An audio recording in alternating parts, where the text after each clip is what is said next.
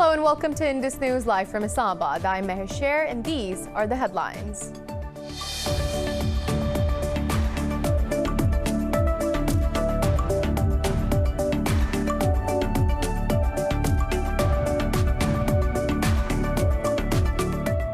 In the U.S. state of Georgia, Democrat Raphael Warnock has won a hotly contested Senate race over Republican incumbent Kelly Loeffler. In the nail-biting ballot count, the Democrats are also eyeing the second seat, with candidate Jon Ossoff in the lead. The Democrats need to win both seats, while Republicans need only one to retain their dominance over Senate.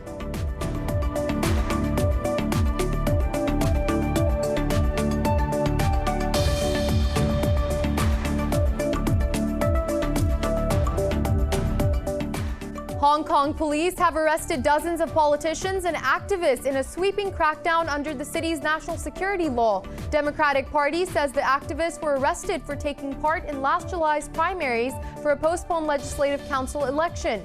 Earlier, Hong Kong and Beijing both said the primaries could breach the national security law.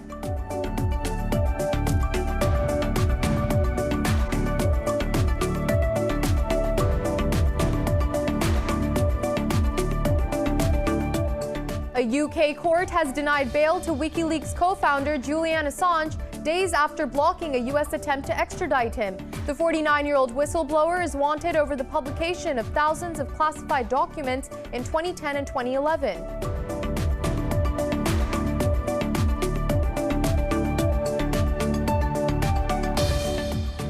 China has accused the U.S. of misusing national security as an excuse to suppress foreign firms after President Trump banned transactions with 8 Chinese applications. In a statement, a foreign ministry spokesman said Beijing will take necessary measures to protect Chinese companies.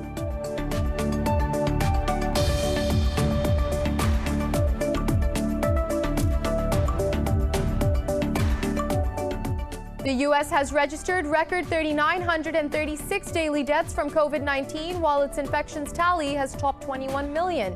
The UK's daily COVID-19 infections tally reached record high with nearly 61,000 new cases. Pakistan has recorded over 2,100 new cases and 52 fatalities overnight, bringing its toll to 10,461. Globally, the virus has claimed 1.86 million lives and infected over 86.3 million people.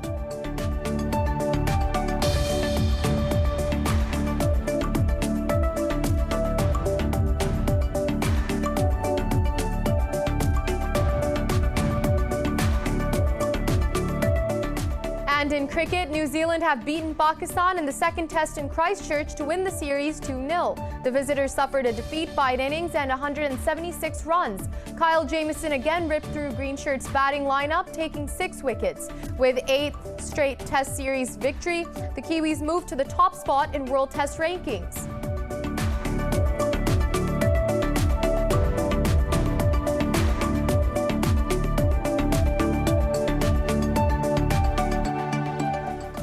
Well, those were the headlines. More news in detail after a short break. Stay with us.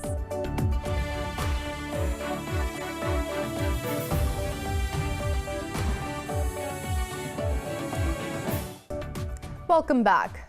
Now for the news in detail, starting off in the United States. In Georgia, Democrat Raphael Warnock has won a hotly contested Senate race over Republican incumbent Kelly Loeffler. In the nail-biting ballot count, the Democrats are also eyeing the second seat, with candidate Jon Ossoff in the lead. The 2 Senate runoffs are leftovers from the general election, when none of the candidates hit the 50% threshold. Warnock has made history, becoming the first black senator in Georgia's history. The Democrats need to win both seats, while Republicans need only one to retain their dominance over Senate. Meanwhile, President Trump's supporters rallied in downtown Washington a day before Congress meets to certify Biden's win. Trump is expected to speak at a rally outside the White House against the congressional certification. Now moving on, Hong Kong police have arrested dozens of politicians and activists in a sweeping crackdown under the city's national security law. Dawn raids were conducted on 72 premises in the biggest crackdown since Beijing imposed the law in June 2020. Democratic Party says the activists were arrested for taking part in last July's primaries for a postponed legislative council session. election. The police also detained an American lawyer who represented many opposition politicians and helped organize the primaries. Authorities said an unofficial vote to choose opposition candidates in city elections was part of a plan to overthrow the government. Meanwhile, Beijing says it supports Hong Kong authorities in the fulfillment of their duties. And China has accused the U.S. of misusing national security as an excuse to suppress foreign firms after President Trump banned transactions with 8 Chinese applications. In a statement, a foreign ministry spokesperson said Beijing will take necessary measures to protect Chinese companies. Hua Chunying called it another example of Washington's bullying and hegemonic behavior. Trump's executive order cites concerns about apps collecting personal data of Americans and turning it over to Beijing. The order escalated a conflict with Beijing over technology and security that has plunged U.S.-Chinese ties to their lowest level in decades.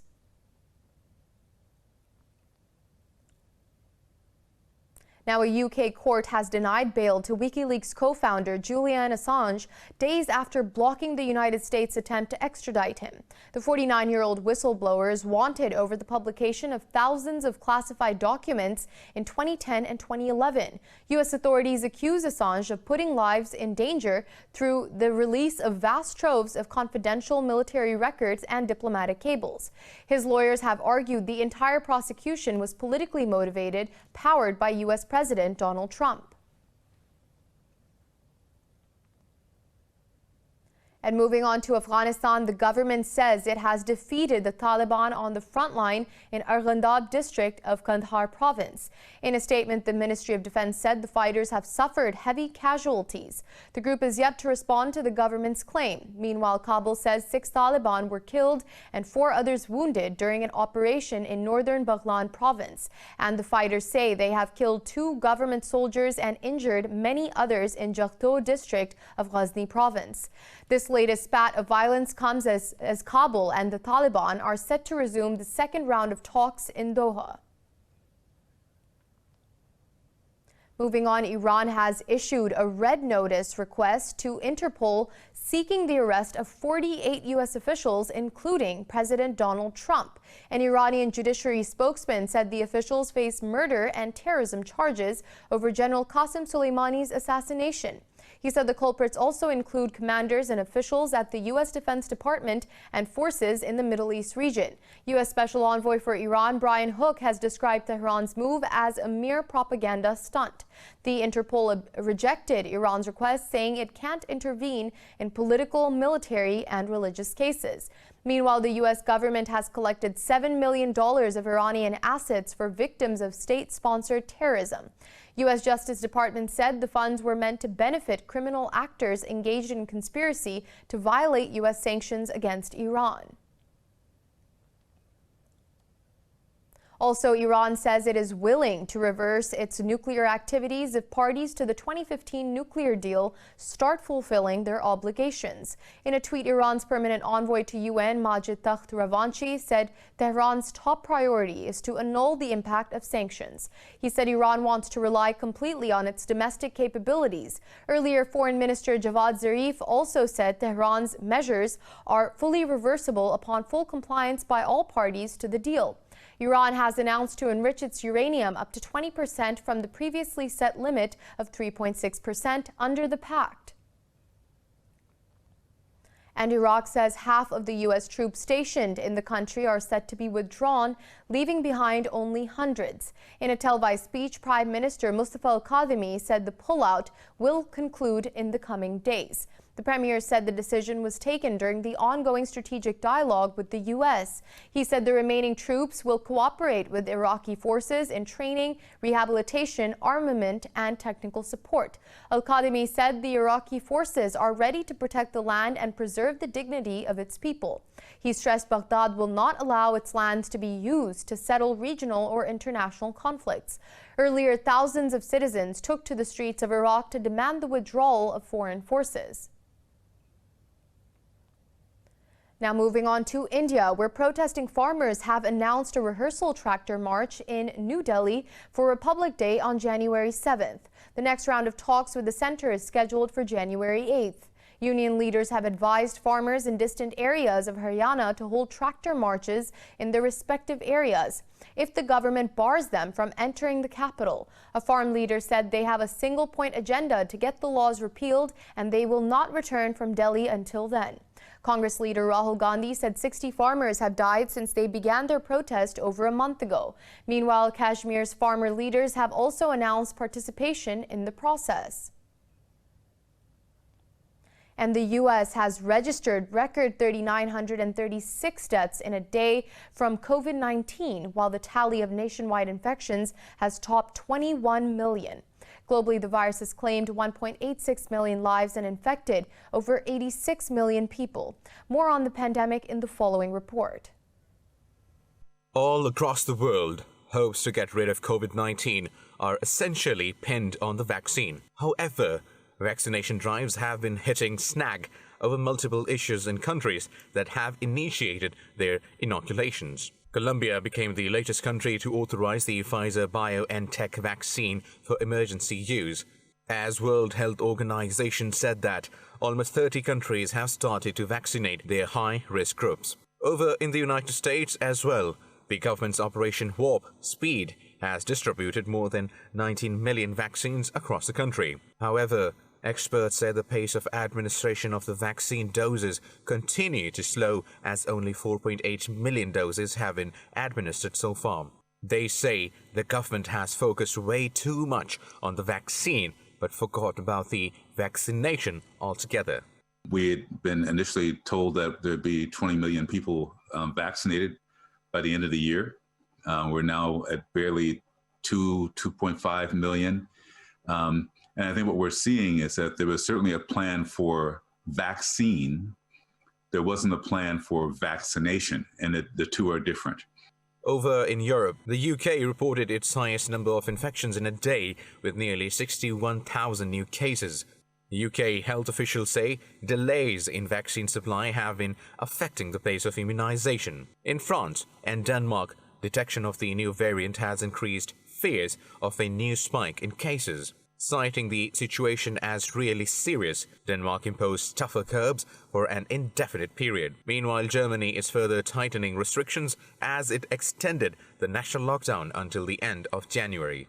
Auch das ist eine Erfahrung. Lockdown light, that too is an experience, has had little effect. When schools, kindergartens and shops are open, there is too much mobility and this virus can spread too well. The measures here in Saxony from 14 December onwards have really brought something in Germany from 16 December onwards. This very hard lockdown is to be continued until the end of this month in any case. Meanwhile, in the latest efforts to stave off another wave, China has imposed curbs in the capital, Beijing. Over in Australia, despite the latest stabilization in recent outbreaks, authorities have decided to bring forward the vaccine rollout to early March. Whereas in Pakistan, 52 people have lost their lives to COVID-19 over the past 24 hours. This takes the country's death toll to 10,461. Health officials reported 2,118 new infections overnight. Meanwhile, there are more than 37,000 active COVID-19 cases in the country. The health ministry says out of over 492,000 countrywide cases, more than 448,000 people have recovered. Meanwhile, passengers from more than 20 countries have been exempted from getting a negative test before entering Pakistan. According to a Civil Aviation Authority notification, Australia, China, Saudi Arabia, and New Zealand are among the 23 nations.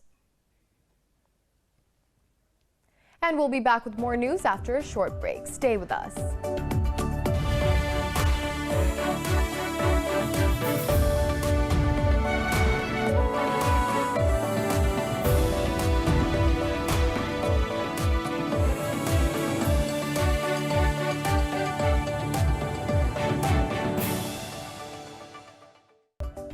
We're back. In Nepal, the top court begins hearings on petitions challenging the dissolution of parliament. President Bidya Devi Bhandari dissolved the lower house on Prime Minister KP Sharma Oli's recommendation on December 20th. A 5-member constitutional bench of the Supreme Court is hearing at least 13 writ petitions. In their plea, politicians, activists and lawyers are questioning the right of the leader to dissolve parliament. If the court upholds Oli's move, Nepal will hold elections this summer. If not, parliament will be reinstated. Now in Venezuela, a new National Assembly dominated by allies of President Nicolas Maduro has been sworn in. The inauguration marks the formal consolidation of power for Maduro and his Socialist Party.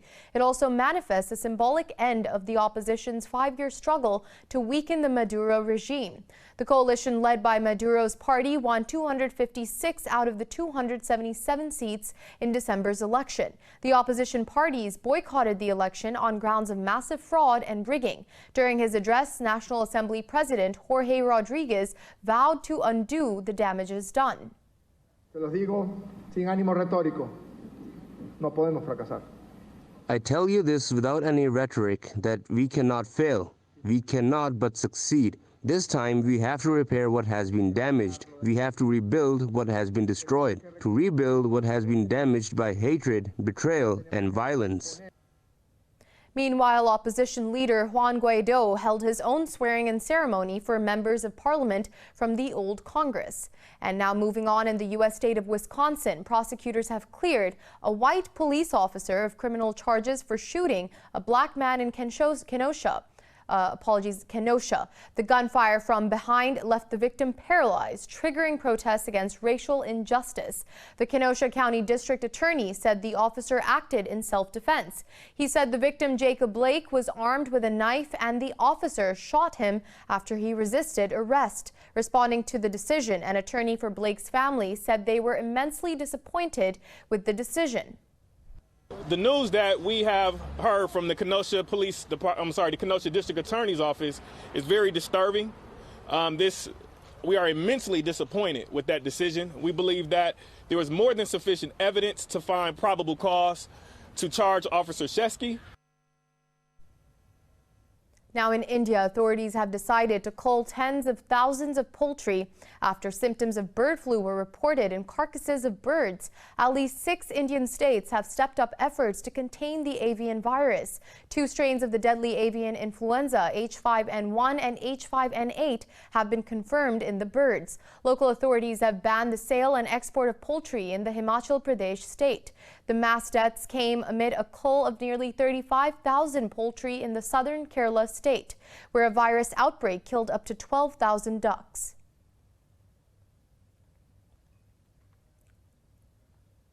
The 2021 Harbin International Ice and Snow event has kicked off in China's Heilongjiang province. The festival helps to boost the development of the local ice-snow economy. Temperatures in northeast China are plunging, but Heilongjiang's winter tourism season is heating up. Harbin Snow and Ice World, established in 1999, hosts various events each winter for around 3 months. This year, more than 400 cultural and recreational activities will be held in Harbin till April. The festival is combining ice and snow events with sports, music and culture to attract more tourists while also providing a new experience. It displays ice sculptures of huge proportions such as palace buildings. Meanwhile, the Harbin Municipal Government and China Tourism Academy have released the China Ice and Snow Tourism Development Report 2021 and the Harbin Ice and Snow Tourism Report 2021. Several cities including Harbin, Zhangjiakou, Mudanjiang, Hebei were listed under China's top 10 cities for ice and snow tourism.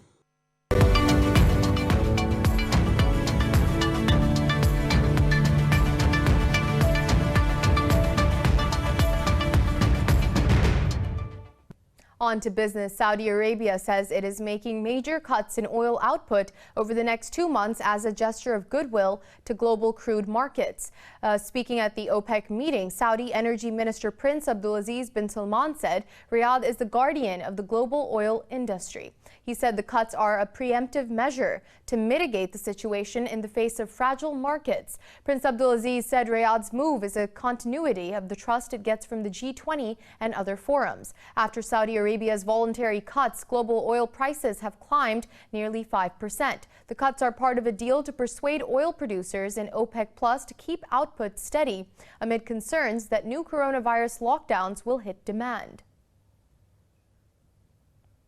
Now, the World Bank says the global economy will grow by 4% in 2021. These latest global economic prospects are based on assumptions of widespread COVID-19 vaccination. The report warned the pandemic may depress economic activity and incomes for a prolonged period.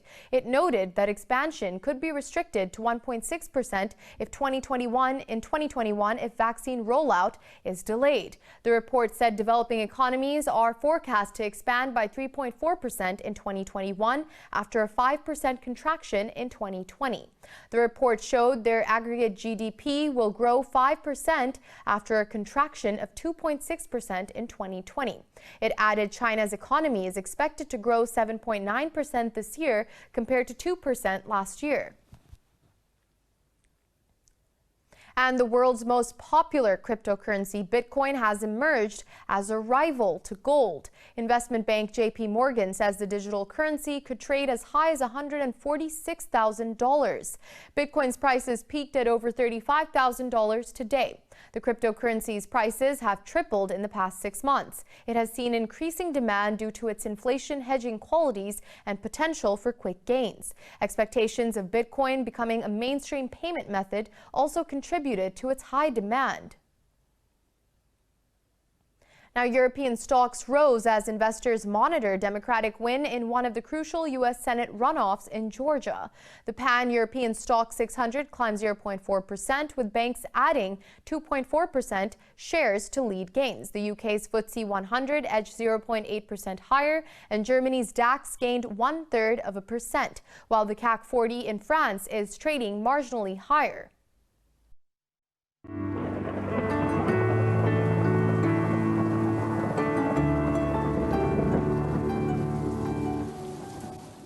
It's time now to take a look at the latest weather updates from around the world.